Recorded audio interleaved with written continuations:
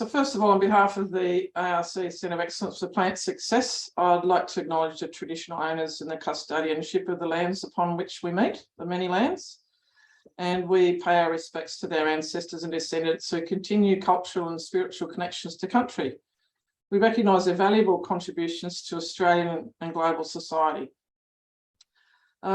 Good morning, everyone. My name is Christine Beveridge, and I'm the Director of the Centre of Excellence for Plant Success, and it is really my pleasure to introduce Dr David Kainer. David's research provides a platform for knowledge synthesis and discovery from highly complex and interconnected heterogeneous data. So that's pretty much what the Centre is widely involved in, right? And he is currently a staff scientist at the Computational and Predictive Biology Group at Oak Ridge National Laboratory, which is his location is Tennessee, USA. Now, just for those of you who don't know, Oak Ridge National Laboratory is a little bit like CSIRO. There's like 5,500 staff all across the US. And so David's specialty is in analysing the genomic basis of complex traits to guide crop improvement through breeding and engineering. And that's why we've invited him to come along, because he's got that background in a cognate major research institute in the US. He's only 5 years out of his PhD, but early to that had a career in computer engineering and model game development. And he's got a few accolades to his name, one of which is that he was recognised as Postdoctoral Research of the Year in his division at Oak Ridge National Laboratory. That's the Biosciences division. So congratulations, David, on that. And he's been quite successful in attracting funding as an investigator, and has 2 patents and quite a little list of software that's available to the community. So I think they're great outcomes already for a fairly short period of time. And he's got a very common interest, I think, with several of us in the centre, because his work's focusing on biological network analysis. So we're very much interested in networks, and he's interested in multiple forms of omic data and thinking about how they can be rendered into network layers or combined or multiplexed into networks that can be traversed by machine learning algorithms such as random walks. And he's interested in figuring out also how to connect that omic data, of course, with phenomic data, not just genomic and transcriptomic, etc. So, look, thanks a lot, David, for accepting my invitation to speak today and sharing your knowledge with our Centre colleagues and associates. Thank you, Christine. I'll share my screen. Thank you for that intro. Let me just make sure I get this up and running. Is that sharing? I'll put that in speaker mode. That's right. That's perfect. So yeah, thank you very much for that intro. It is really a pleasure to be here and be invited to talk to the Centre in this seminar series. I haven't spoken to an Australian audience for quite some time, so it's really exciting to have everyone along to listen. And I hope we do a lot of things at Oak Ridge. We cover a lot of territory, and so today I'm going to talk a bit about what we do with respect to GWAS and complex quantitative traits with networks and machine learning, and I hope it's something interesting to everyone in the audience. And so to kick off, and you might look at this and go, well, how on earth is this relevant to the topic? Anyone who remembers the 1990s and the start of the sort of public-facing internet would recall these logos. These are all search engines, and you wouldn't see these logos around today because these are all dead. And they're dead because Google came along, and Google did really one thing. Well, in addition to making a nice, clean interface, it did one key thing which won it this battleground of the search engines. They introduced an algorithm called PageRank, which was basically a way to link up web pages with each other in a network format where the links, the edges in the network are the links between pages. So each node is a page, and they had a way of scoring and ranking pages in a really, really good way that was better than anything else that was out there. And it meant that when you did a search on the internet, you got really relevant, great results, much better than any other search engines. And the reason why this is relevant to us in biology will become apparent a little later in the talk. But I wanted to bring this up now as food for thought, because this PageRank algorithm and other algorithms like it are very, very useful. Before I go on, a bit about me. I mean, Christine's given a little introduction there. I did my PhD at ANU, and I spent a lot of time in my PhD working on GWAS. After that, mostly in eucalyptus. After that, I went to ORNL for a postdoc working with the computational predictive biology group, and have stayed on ever since as a staff scientist. Oak Ridge is a pretty big place. It is a bit like CSIRO. It's one of about 15 Department of Energy national labs across the US. We have about 6,000 people at Oak Ridge itself in Tennessee. And we have the world's fastest supercomputer, so we can do some really cool computational stuff there. Now, since I'm not sure if everyone on the call is an aficionado of GWAS, I figured I would give a whirlwind tour of GWAS, because everything downstream in my seminar kind of relies on this understanding of what Genome Wide Association Studies do. So bear with me if you already do know a lot about GWAS, relax for a few minutes. But let's imagine you have a population of plants, say oak trees, that you're interested in, and there's some traits that vary, a trait that varies in these oak trees that you would like to understand what causes that variation. And we know it's, so if you go and measure this trait, this phenotype, you get a distribution in your population, and you know that part of it's probably due to environment, and part of it is heritable and due to genetics. And it's that genetic aspect that we'd like to elucidate using a GWAS, a Genome Wide Association study. In order to do that, we need the genetic component. So we need to genotype our trees. And we typically will do that with some form of sequencing, find the positions, some form of sequencing, align the sequence to a reference genome, and figure out all the places within the genome that have variation in them in our population. These are variants like SNPs or indels. Now, if you consider each tree as a diploid organism, there are 2 copies of each chromosome, and therefore at any given SNP, if it's a biallelic SNP, we'll pick one just for an example. Here's a SNP that has 2 possible allelic states, A or C.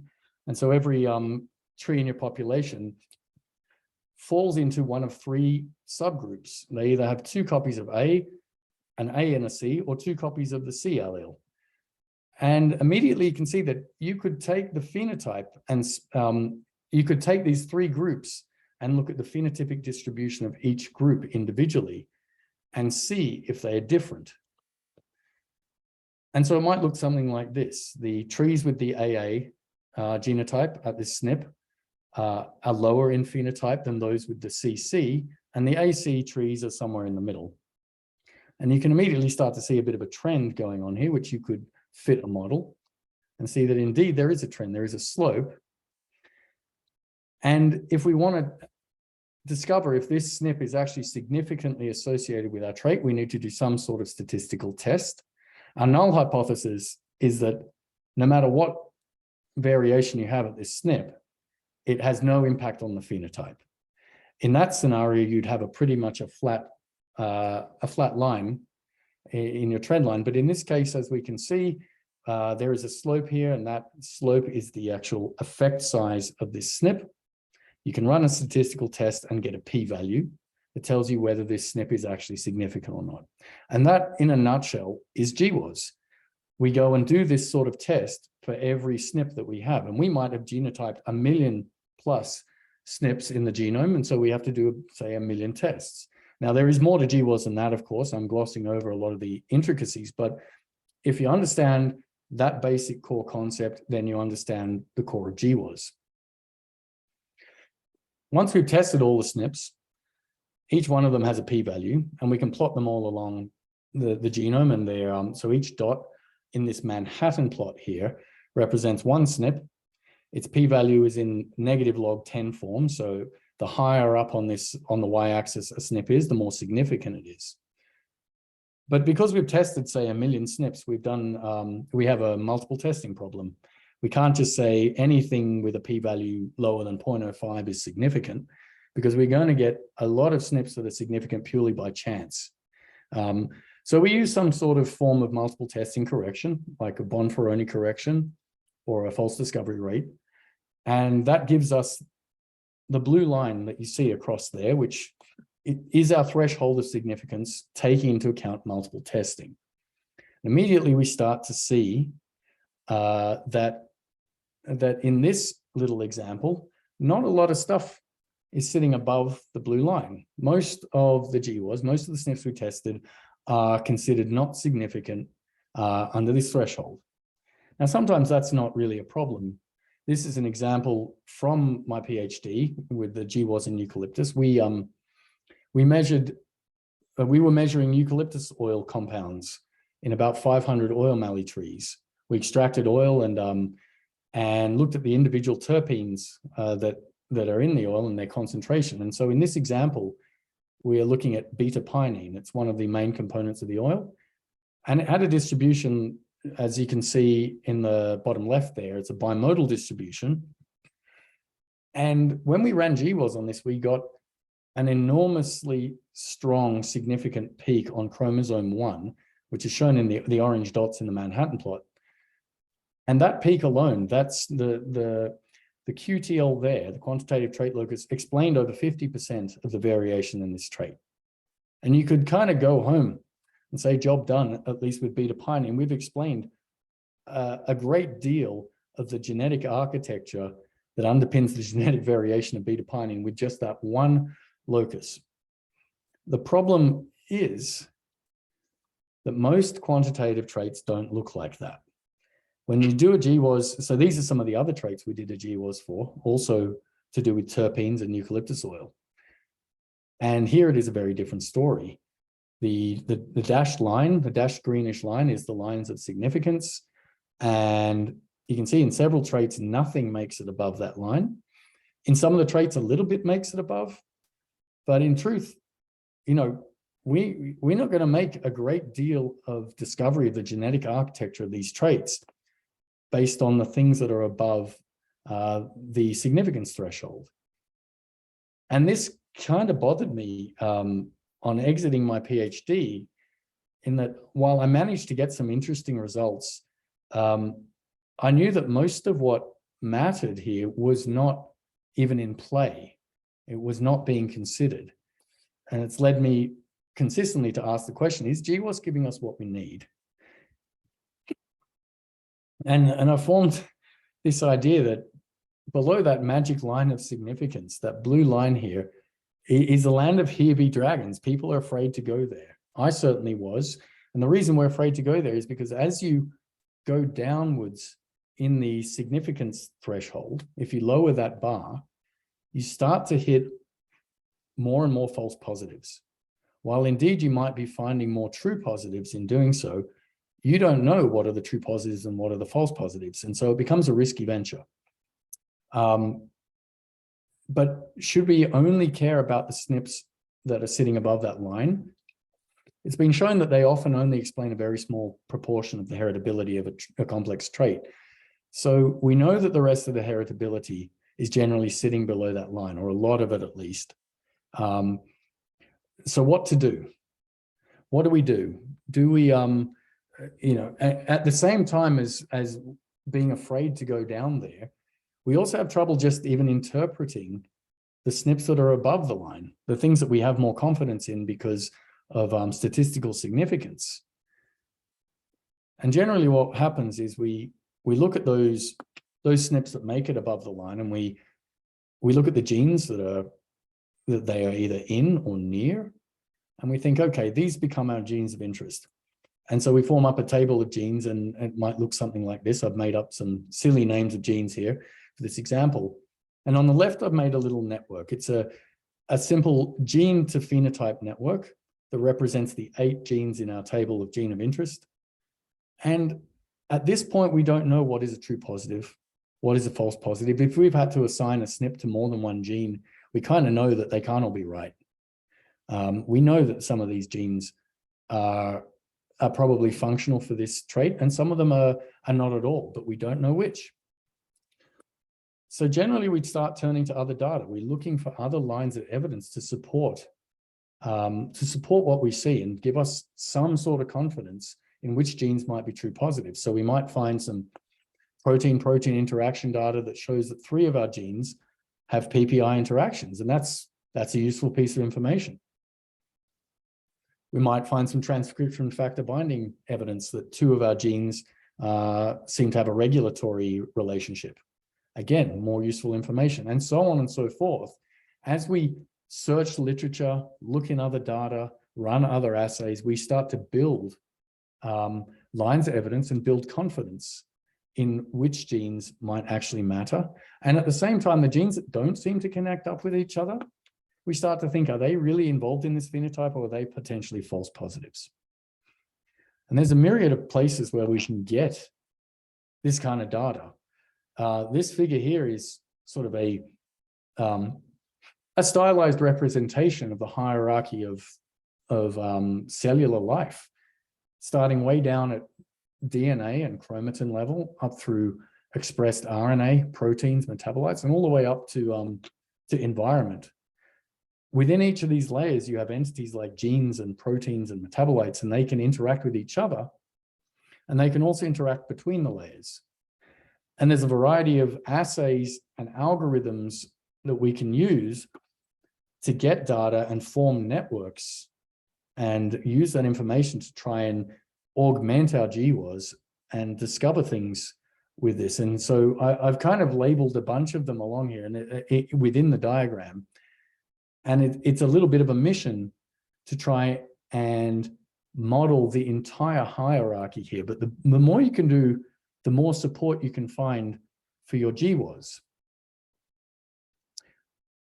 But obviously it's a problem because that is a hell of a lot of data. There's a lot of types of data. Often it's very large data. The potential number of links between biological entities and the combinatorial aspect is absolutely enormous. So obviously we need a way to efficiently explore all the linkages between all the genes, because we're not just interested in the genes of our genes of interest that we have in that list, in that table there, but also other genes that we don't even see here may connect up and form bridges between the genes of interest that you have. So how to go about doing this? And so I'd like to spend a bit of time sort of going through the concept of multi-omic networks and how we take data that you might have accessed from here and turn into networks, each one layers that sort of sit within this hierarchy, and bring them together so it can be analyzed jointly. So let's imagine that you have 3 multi-omic networks, a yellow, a red, and a blue, and maybe one of them is a co-expression network, maybe another is a protein-protein interaction, and maybe yet another one is co-methylation, the methylation state of genes, and seeing which genes have similar methylation patterns. Now, if we are to merge those together and find some way to analyze them jointly, one way we could do that is we could form an aggregate network. This is the simplest way to do it. You just smush all your layers down into one by taking the union of all the nodes and all the edges, and that produces the network in black, and that's represented by an adjacency matrix. So if we had 4 genes in total for this little toy example, we end up with a 4x4 adjacency matrix. And where 2 genes, like genes B and C, now have multiple edges between them, you can upweight an edge in the black network to represent sort of more lines of evidence. And this is a pretty good network. This works quite well. But there's one thing in particular that it's lost. You now have no idea about the original topologies of the yellow, the red, and the blue networks. If you're looking at just the black network, you can't tell anything about the original topologies. And topology carries a lot of useful information. So a better way to aggregate, to combine, say, multiple layers of information together is known as a multiplex network. Here you take your layers and you don't merge them down. You don't take a union. You keep them separate, but you join them up through a set of virtual edges. to connect the genes based on common IDs across the layers. So the yellow layer and the red layer both have node A, and so there's a virtual edge connecting node A between those layers.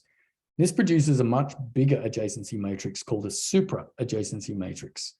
Shown on the right, you have each layer has its own adjacency matrix shown down on the diagonal, and the off diagonals are those virtual sort of edges, which are kind of like wormholes between the layers. Those are shown on the off diagonal, and so algorithms can now use this adjacency matrix to travel within and between the layers, and you've maintained the actual topologies. And it's been shown that the multiplex networks are generally more strongly predictive of gene function based on exactly the same data compared to an aggregate network. So generally, we prefer to use multiplex networks down for analysis using in systems biology analyses, though they are more complex to build computationally and in general more complex to run algorithms on top of. But if you have created an aggregate network or a multiplex network from multiple data sources, you can now start to ask some interesting questions. You can take a gene of interest. In this case, on the left, we have a black gene right in the middle that we'll call our gene of interest. And if we don't know much about it and we want to understand what kind of function it might have, well, then we can look outward at its neighborhood and look at the genes that are highly connected to our gene of interest. And if we know something about them, then we can infer something about the gene in black. And that's known as called guilt by association. On the other hand, if we have more than one gene at a time, we can say on the right where we have two genes of interest, two black genes, we can also ask more pointed questions like, okay, I have a set of genes in blue that I know all belong to one pathway or one function. How similar is my gene of interest set in black to that set in blue? These are two of just many sorts of questions you can use network biology to answer. In order to do so, we need some algorithms. And there are a lot of algorithms for doing this sort of thing. There can be algorithms as simple as neighbor counting, counting the neighbors that connect to your genes of interest and that kind of thing. But looking just one hop away is very limiting because a lot of the topology that goes further out is often actually very important. So this brings me to the algorithm random walk with restart. And at the same time, this loops in that whole stuff that I was talking about with Google, because what this is an algorithm that is essentially the same as Google's PageRank. It is a slight variation on PageRank, and it has become an extremely useful algorithm in the world of systems biology and network biology. And the way it works is actually quite simple. If you take a gene of interest in your network and you want to understand how well connected all the other genes in your network are to your gene of interest, you set a random walker to start from your gene of interest. Now, I consider this like a drunk guy leaving a pub. Let's imagine he's faced with, say, 5 different roads to choose from, and he has no idea how to get home. And so he picks one at random. He's got a 20% chance of picking any one of those 5 paths. And he wanders down one path and reaches another junction, and then again has to pick a random path to go on. Now, if this guy, if you let him wander, he will zigzag and wander his way through the network. And if you track each node that he visits, then you're starting to keep score. Now, if you start setting out hundreds or thousands of such walkers into your network, you can add up the scores from the nodes that they visit. And what you get is a table of every node in your gene, in your network, and the score. And the score represents basically how easy it was for the walkers to find those other nodes, those other genes in the network. The restart aspect says we can tell the walker every so often jump back to the start. And that's to avoid the walker from wandering too far into the weeds and to keep his search perhaps a little more local. So random walk with restart is a really robust way to explore a network. And there are multiplex versions of random walk with restart that use that super adjacency matrix to do exactly this. what is happening here is a form of machine learning. What these walkers are doing is they are learning the topology of this network, and they are converting what is a very high multidimensional space into a simple vector, numeric vector space. That is the score vector or the rank vector that we see in the table on the left. Once you have that embedding of the high dimensional space down into the low dimensional space, you can start to apply all sorts of great algorithms to do a lot of great analysis. You can use AI, you can start to use random forests and all sorts of machine learning algorithms to figure stuff out about your network and about the function. But it is quite complex to do all this, setting up multiplex networks, organizing random walk algorithms on top of them. So there are some good packages that exist in R and Python for this, but you do need to have a fair bit of coding skill to use them. So myself and a few others from our team, we have built a toolkit called RWR Toolkit. The paper for this is in prep. It builds upon an R package called Random Walk Restart MH that provides the basics of the random walk on a multiplex network. And this provides a set of command line tools and R functions to let you build multiplex networks given a set of layers that you might have. You might create some layers yourself, such as a co-expression network, or download some protein-protein interaction networks from publicly available data. You can bring them to this. It will make your multiplex network, and then you can execute a bunch of useful functions given a set of genes of interest, like the results from a GWAS. Some of these functions include things like RWR LOE, which stands for lines of evidence. That's where you wander out from your genes of interest and rank everything else, see how every gene in your network ranks according to your starting point of your genes of interest. RWRCV stands for cross-validation. You can determine how functionally connected your genes of interest are to each other. So how well they find each other. If you leave some of them out and start your random walk from the rest of them, how well do you find the ones that got left out? How strongly do they rank? And you do that with a k-fold or leave one out cross-validation. And there's a few other functions as well, and we'll be building on it as we go. So given tools like this, you can run random walks on networks. And what I have here is actually a little demonstration, visualization of it, because it's hard to imagine in your head what's actually happening. In this case, we have two starting seed genes, two genes of interest. They're the dark ones. The random walk goes in iterations, and this animation is showing how information spreads out from those two starting nodes throughout the network. In this case, it's a directed network, so it can only travel along the direction of the arrows. And what's interesting is you see as various nodes grow in size, that means they are gaining score over the iterations, and eventually they reach an equilibrium. And if you look down towards the bottom, you see that there's a couple of nodes that gain a lot of information by the equilibrium stage. They're kind of large and green, and they're not really connected directly at all to our seed genes, which means they are getting a lot of attention because there just happen to be a lot of pathways that lead there. There's a lot of ways for random walkers to get to them. And this shows you the power of random walk. It's not just the genes that are within immediate one hop from our starting genes that matter. The whole topology comes into play here. The other really powerful thing here is that we're starting from two genes jointly. If you consider those two genes as gene A and gene B, if you did a random walk from one of them, from gene A, you would see a certain pattern. If you did a random walk then from gene B, you would see a certain pattern. And those two patterns are completely different from what you get when you do gene A and gene B jointly. So this is a joint exploration of a multi-omic network, and it's an extremely powerful thing. So in this network alone, we have about 5 different data layers. This is actually an aggregate network because it's much easier to visualize than a multiplex network, but the concept's still the same.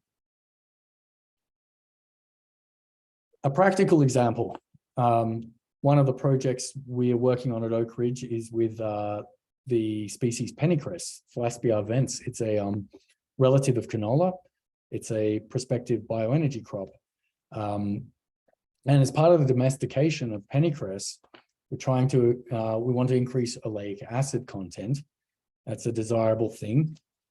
And it's well known that there's a few genes that you could knock out that are likely to increase the oleic acid content of the seeds. For example, FAE1, if you knock that out, it prevents oleic acid from getting elongated into other longer chain fatty acids. FAD2 and ROD1 are another two genes that, if you knock them out, are likely to increase the accumulation of oleic acid in the seeds. So there's a paper that came out not too long ago where they tried this. They knocked out FAE1 in partnership with ROD1, and they also knocked out FAE1 in partnership with FAD2. So they made two mutant lines, each with a dual knockout. And both of these lines showed a drastically increased amount of oleic acid compared to wild type. In particular, the FAE1 FAD2 knockout went as high as 90% oleic acid content, which is great, except it also had negative impact on the growth of the plant. And so that's not particularly good. What they didn't know was why. And so what we did is we made a multiplex network using Arabidopsis data, which is a relatively close, it's quite a close relative of pennycress. They're both brassica. And we ran the RWR LOE function on starting from FAE1 and FAD2 as the seed genes.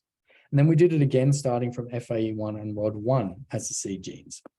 And so what that meant is we got rankings for all the genes in Arabidopsis based on one of the pairs of genes, and then we got the separate set of rankings for the other pair. And what we were looking for is essentially differentially ranked genes. I wanted to see what is different about the general functional context of these two knockout pairs. The sort of bluish section is the genes specific to the FAE1 FAD2 knockout. These are the high-ranking top 200 genes that are found due to FAE1 FAD2 knockout, but not found in the other knockout. And what we discovered is that there are some Go enrichments in those 200 genes, some gene ontology enrichments that are very, very interesting. For example, carbon fixation in photosynthetic organisms, chlorophyll biosynthetic process, circadian rhythm, all of these pointing to genes in this network that may have an impact on growth. And this shows you the power of using something like random walk with restart and the lines of evidence approach to try and gain context around genes of interest. And you can apply exactly this logic to genes that come out of a GWAS. In this case, these are genes that they're looking to knock out, but the concept is the same. However, what about a situation where we actually don't have much to work with in the first place, where we've run a GWAS and we've only got a little bit that's sitting above the magic line? What do? We're not, in that scenario, we're not actually achieving what we set out to achieve when we did our GWAS. When I did my GWAS in eucalyptus and most of the traits didn't show much, I reflect back on that and I think I did 4 years of work, including field work, lab work, extracting metabolites, sequence, DNA preparation, library prep, sequencing, bioinformatics, you name it. And in the end found not all that much above significance. And so we start to consider, let's look down in the Hebe dragons region. What if we lower that threshold? We will definitely find more of the heritability and the genetic architecture of the trait. But how do we know what is true and what is false? And so what we've gone ahead and built is a tool called GRIN, which stands for Gene Set Refinement Using Interacting Network. And it's a tool to flag potential false positive genes from GWAS or other results. And it works on a fairly simple premise.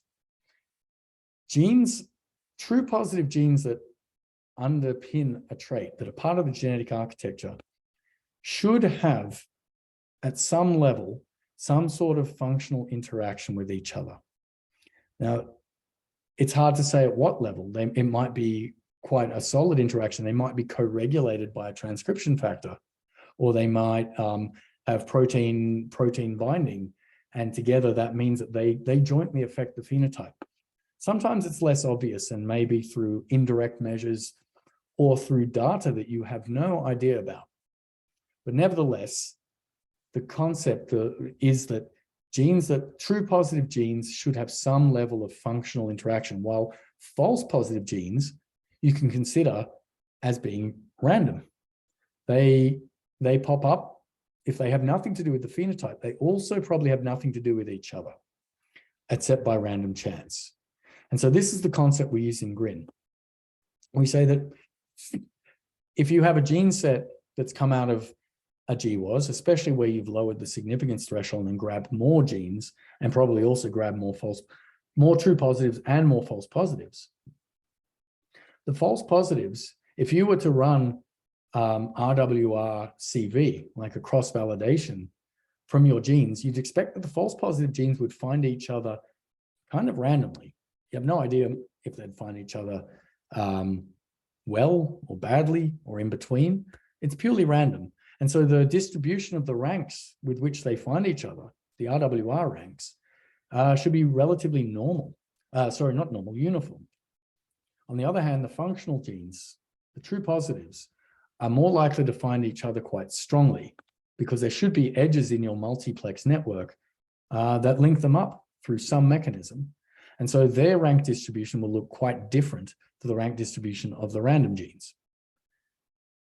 And so this tool, GRIN, is designed to kind of try and pull apart your gene set into two subsets, one being the true positives and one being the false positives. Now, it looks fairly complex, but it's not. What happens is you start with your gene set. Let's say you've got your genes from your GWAS. You make a multiplex network out of whatever layers you can get your hands on.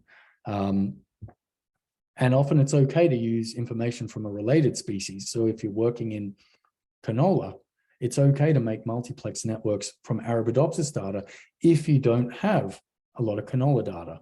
You can actually still learn a lot from related species. Next, you run RWR-CV and you figure out how the genes in your gene set find each other. You rank them all from best to worst. Next, you form up a null distribution. You create random gene sets of the same size as your GWAS gene set, and you run RWR-CV on the random sets. And that we do that typically with 100 random gene sets of the same size. That provides you with your null distribution of ranks, that what I was talking about before, that is typically somewhat uniform. It will be unique to every multiplex that you ever use. And it tells you this is what random genes do. This is how they find each other. And next, we run a sliding window down the ranks. These ranks are in order. And we start looking for whether the ranks from your GWAS gene set in the window that you're looking at are different to the ranks of the random null distribution. At some point, if they start looking just like the random distribution, it looks like then our gene set is starting to become random, and we cut it off. We say at that point, it looks like we're starting to find false positives in our gene set list. And so we're going to split the gene set at that point. That's what we call the elbow point. And so we end up with two gene sets, one we called the retained gene set and one we called the removed gene set. It was tricky to come up with a way to test whether this is actually doing what we hope and think it should do. Initially, we took Go terms, and we took all the genes in a Go term, and we said, right, that's a functional group. We spiked it with some random genes, and then we ran GRIN on it, and we determined how well GRIN split the genes belong to the Go term from the random genes, and they often did very, very well. But a Go term is not really a very good representation of a truly functional set of genes that you would find that underpins a phenotype. So instead, we took genes that have known knockout effects for a phenotype. For example, on the right here is a short list of genes that are all known to affect stomata density if you knock them out. Some of them will lead to increased stomata density, some to lower stomata density. But these genes are true positives with respect to the phenotype of stomata density. So we created a gene set out of them, and we spiked it with with false positives, where the false positives are the flanking genes to the left and the right of each of the true positive genes. And that represents kind of what happens in a GWAS, where you're never quite sure whether a significant SNP belongs to the gene right here, or the one on its left, or the one on its right, or something further afield. So you often grab several genes.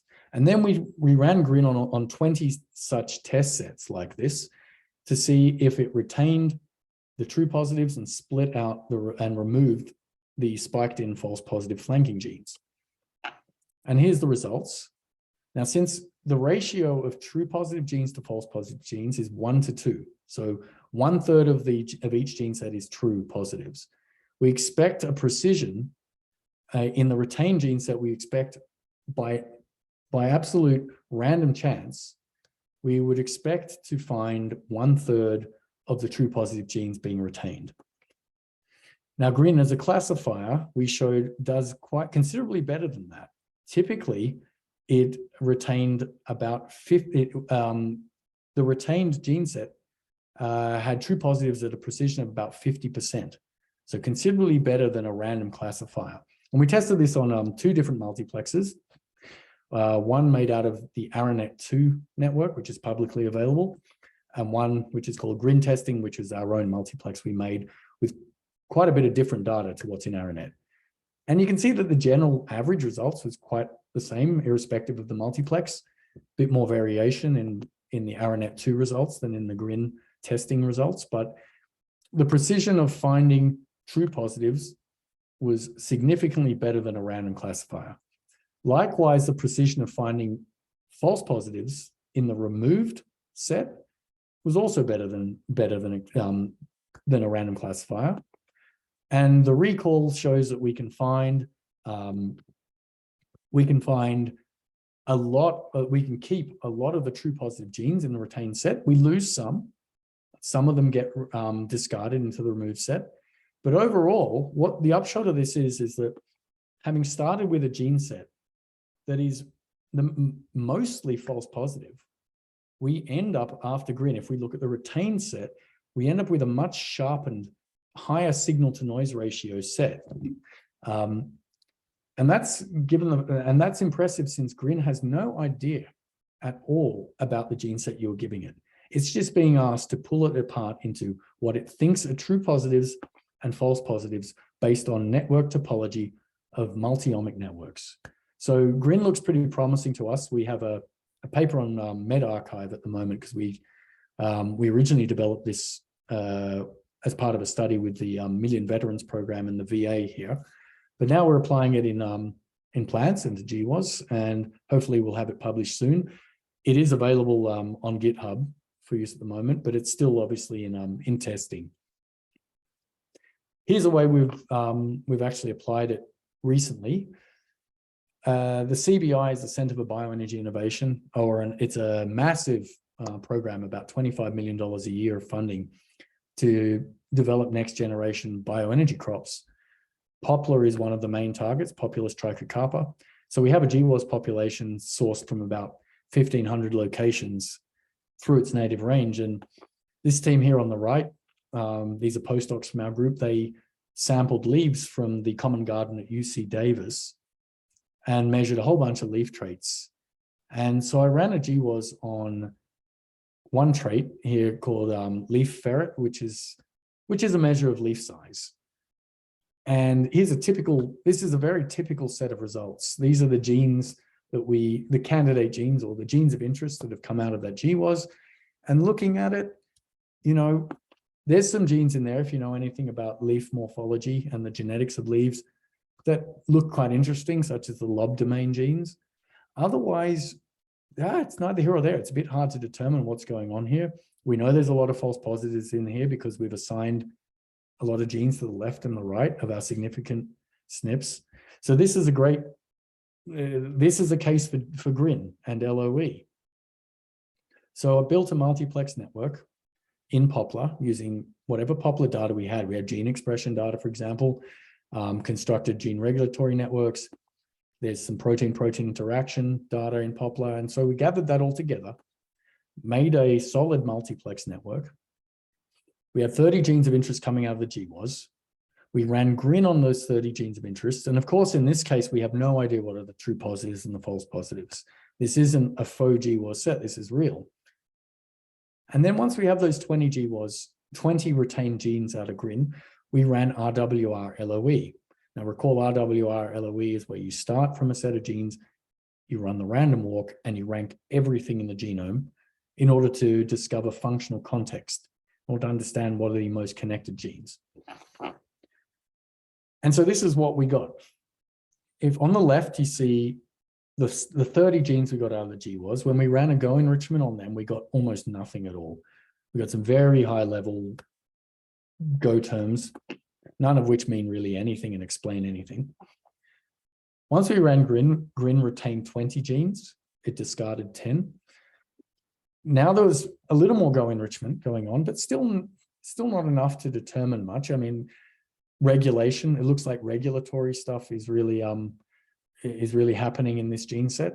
But once we ran LOE and we got the top 200 ranked genes, having started from the 20 retained genes from GRIN, and then we Go enrich those, suddenly we see Go enrichments in with functions like leaf morphogenesis, unidimensional cell growth, shade avoidance, photomorphogenesis, all sorts of very, very relevant Go terms with respect to leaf size.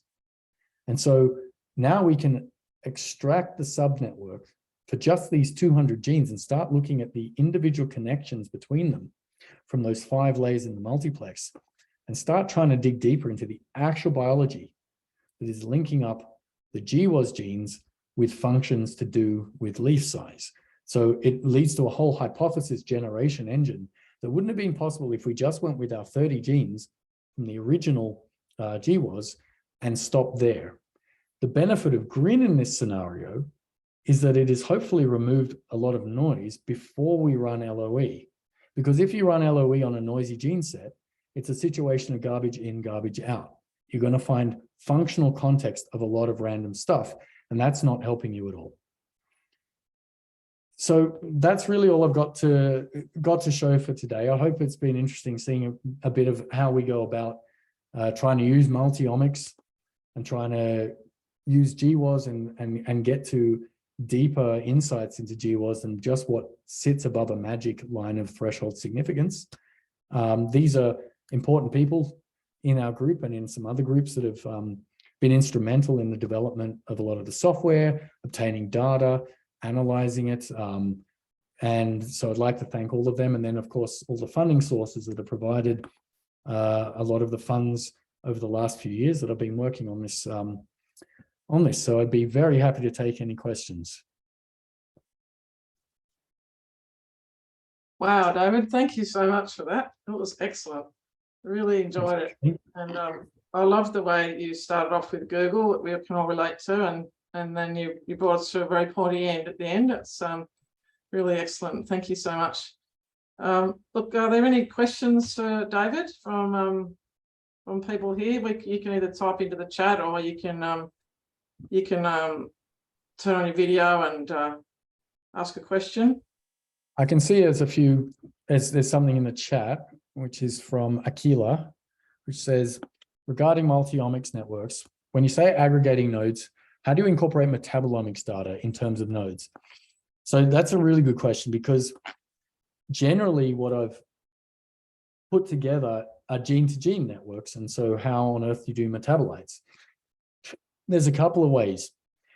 One way is what's called a multiplex heterogeneous network.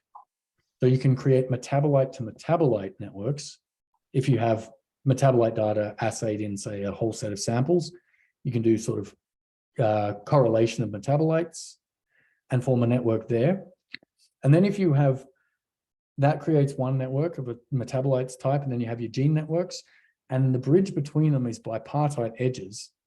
For example, from taking, say, transcriptome and correlating it with metabolites, or doing GWAS from genes to metabolites. And when you hook them up, now you have a multiplex heterogeneous network. The other way you can do it is by using what's called GWAS. You can do phenotypic semantic similarity. You can annotate your genes according to the metabolites, according to what metabolites they relate to. And then you can connect the genes up if they have similarity in terms of the metabolites that they affect. That's not as nice a way to do it.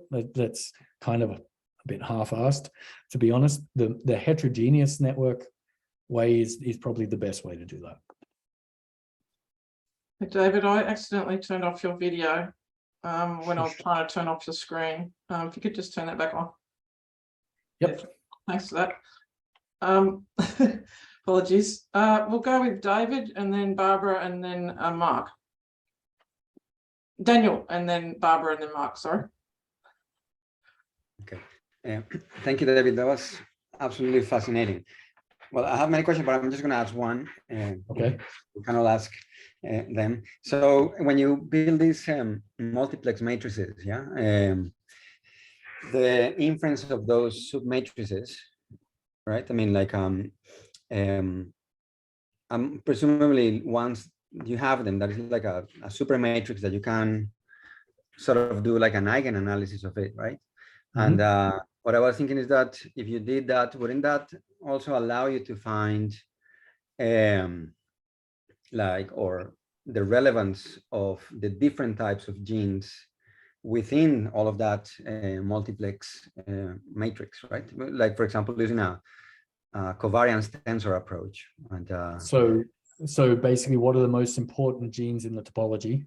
Kind of like a centrality measure, sort of a thing. Yeah, exactly. Like these networks, I mean, are going to be slightly different from one another. And let's say that I was thinking more in terms of like you have a multiplex matrix and you remove a gene, like a knockout, etc. You get another multiplex matrix, and then you want to compare them basically, and just to see, like, to quantify the effect of those genes directly on the importance of the trait, basically. Yeah, that's an interesting. It's an interesting question. I don't know if I have an answer for you. I haven't looked into it in that manner. I have been looking into the effects of removing a gene from a multiplex and comparing it to the sort of the previous multiplex, the original one, and using the random walks to basically looking at node embeddings, using embeddings rather than an eigen analysis. But yeah, they're both. It's probably a valid approach to doing that. Okay, well, it was more of a comment then. Yeah, no, I agree. I agree with your comment. I let the others speak now. Thanks, Daniel. Barbara, do you want to go next?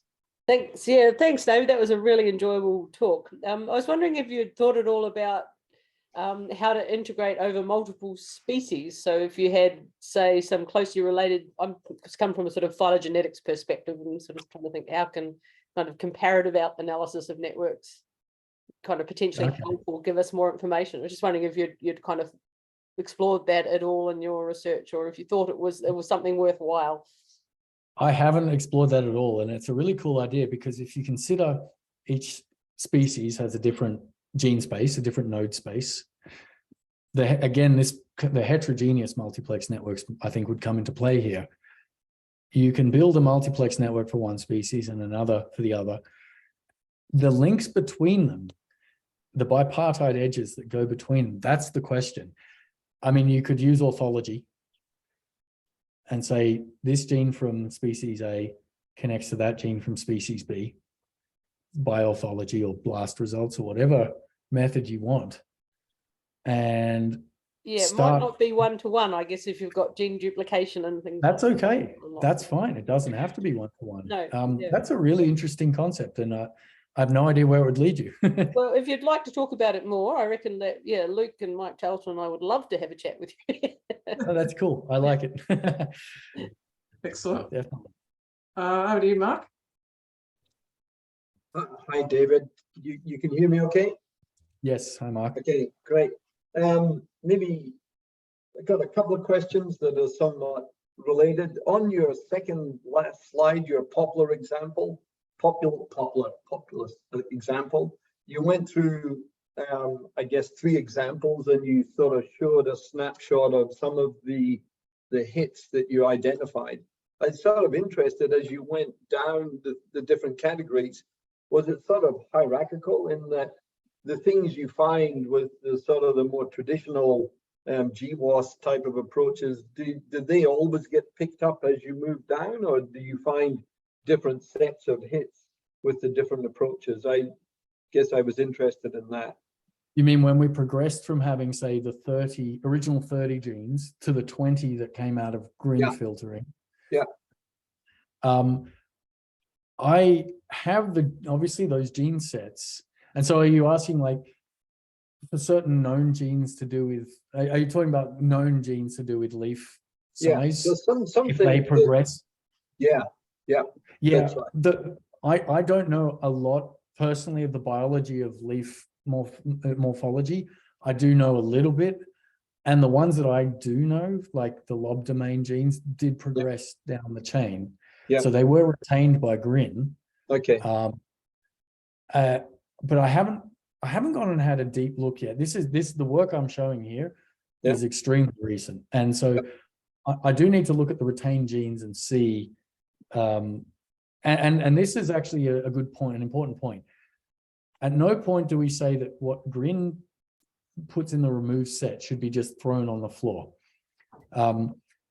It's incumbent on the user to still look at what's in there and see if GRIN has made some drastic mistakes. It is just a machine learning classifier after all. And so if it had put, say, one of those lob domain genes into the remove set, I probably would say, that doesn't look right to me, based on my a priori knowledge.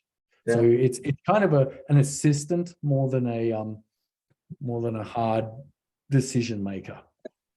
And so it sort of then maybe preempts a technical question I'm interested in. So with your random walk approach of moving around the network, and you always go back to the restart. So you had a random walk restart. So you'd go back to the same starting point. I guess two things come to mind is, have you done enough exploration with that approach with known network structures where you could also look at whether or not there were basins of attraction and the accessibility in parts of the network from different starts, and whether or not you could get there? And I guess I'm then interested in whether or not going back to the same starting point is the ideal way of sampling the network space, because if you thought of a Bayesian type sampler, you're trying to move around and sort of go to each location and represent its frequency of occurrence rather than always going back to the same start point. So if you were Google, possibilities. If you were Google, what you just said is exactly what you want.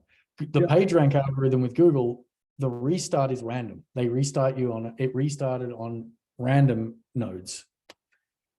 With this case, because you are explicitly interested in the relationship of other nodes to your starting nodes, to those seed nodes, your genes of interest, you want it to start back at your seed nodes.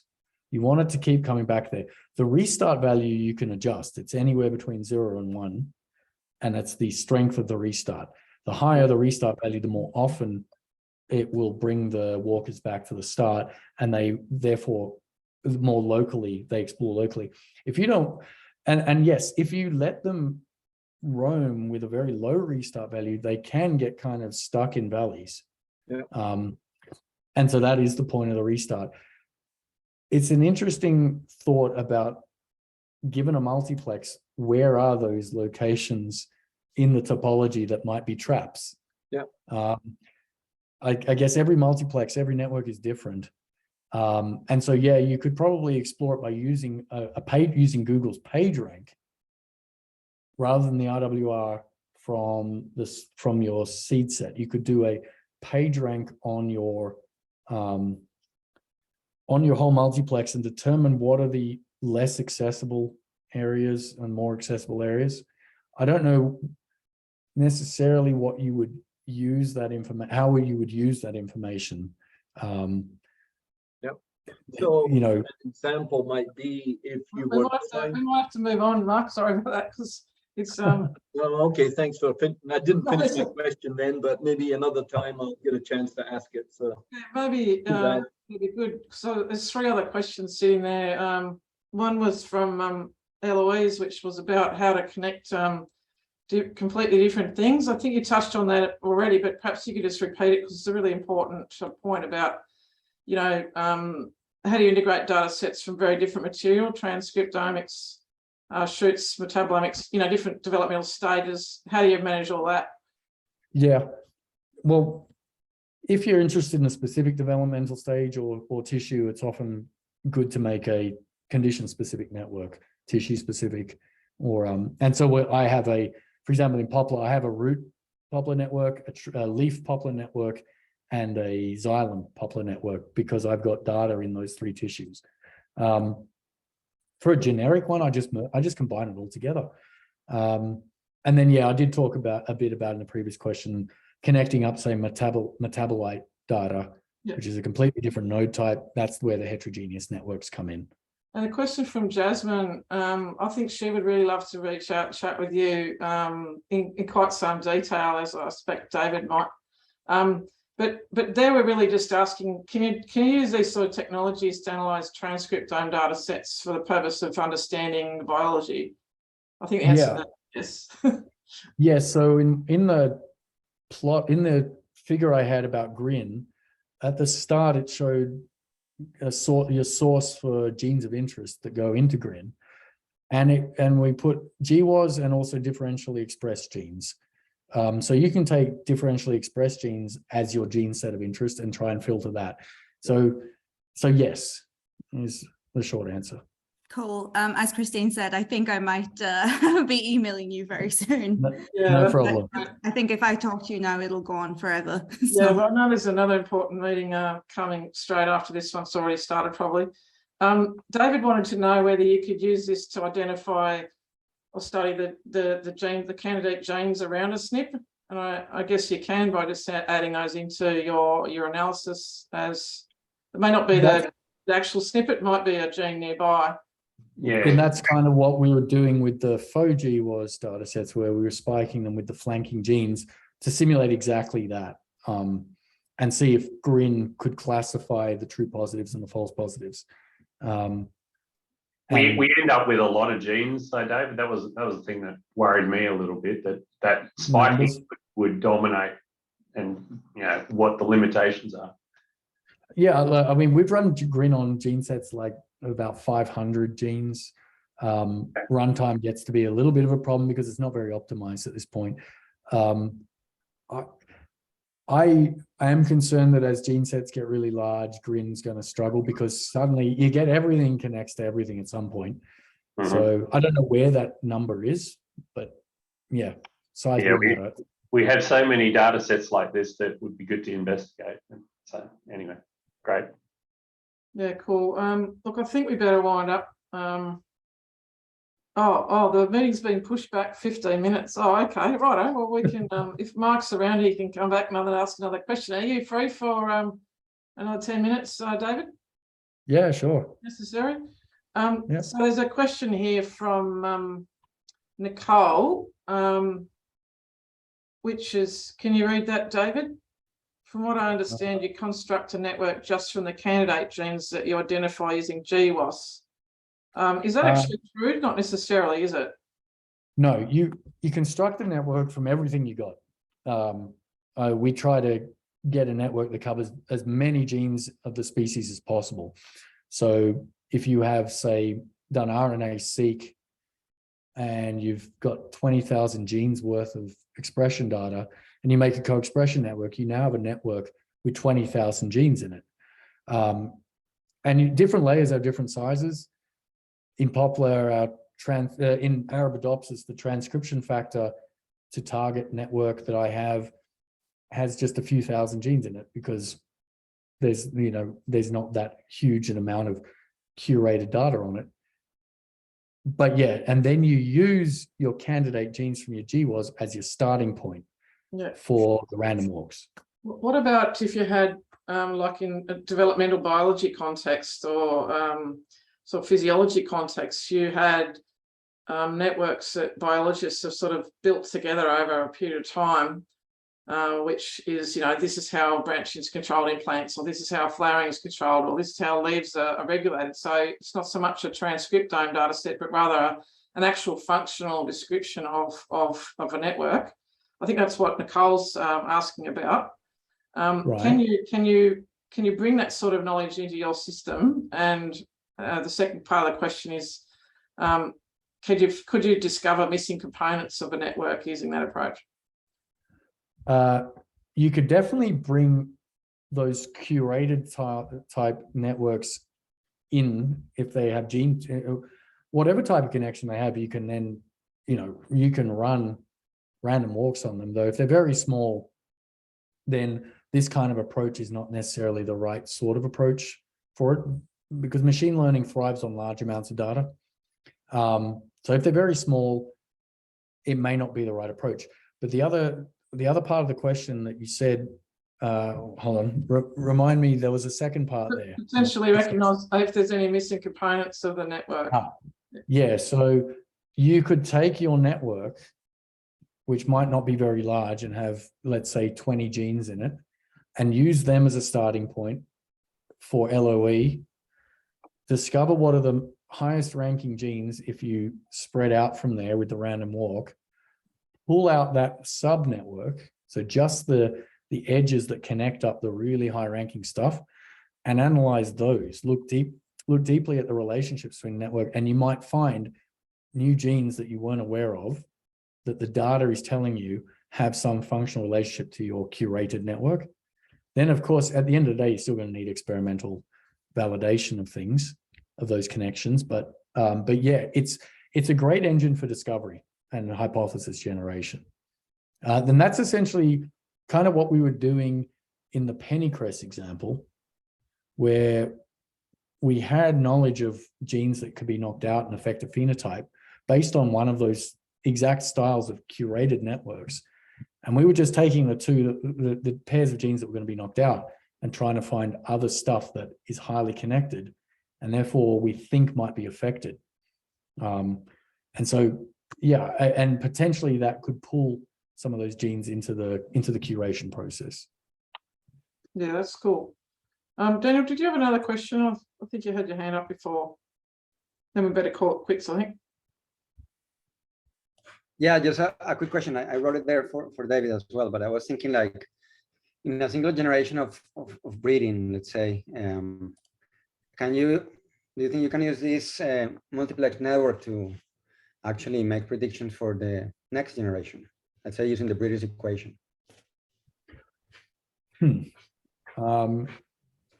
If you had, so the Breeder's equation. So if you're doing with allelic effects?